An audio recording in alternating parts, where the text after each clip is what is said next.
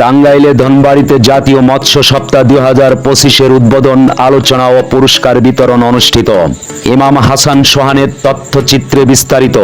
অবায়ত শ্রম গড়ে তুলি, দেশি মাছে দেশ গড়ি, এই প্রতিপাদ্যকে সামনে রেখে টাঙ্গাইলের ধনবাড়িতে জাতীয় মৎস্য সপ্তাহ 2025 উপলক্ষে উদ্বোধন, আলোচনা ও পুরস্কার বিতরণ অনুষ্ঠান অনুষ্ঠিত হয়েছে সোমবার 18 আগস্ট ধনবাড়ি উপজেলা মিলনায়তনে।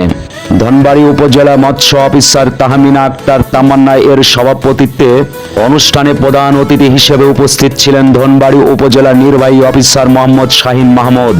ধনবাড়ি উপজেলা সমাজসেবা অফিসার ইসমাইল হোসেনের সঞ্চালনায় অনুষ্ঠানে ধনবাড়ি উপজেলা কৃষি কর্মকর্তা মাসুদুর রহমান, ধনবাড়ি উপজেলার মৎস্য চাষী বৃন্দ, মৎস্যজীবী বৃন্দ, মৎস্য খাদ্যের পরিবেশক বৃন্দ, ধনবাড়ি উপজেলা মডেল প্রেস ক্লাবের সাধারণ সম্পাদক ইমাম হাসান সোহান সহ অন্যান্য প্রিন্ট ও ইলেকট্রনিক মিডিয়ার সাংবাদিক বৃন্দ উপস্থিত ছিলেন।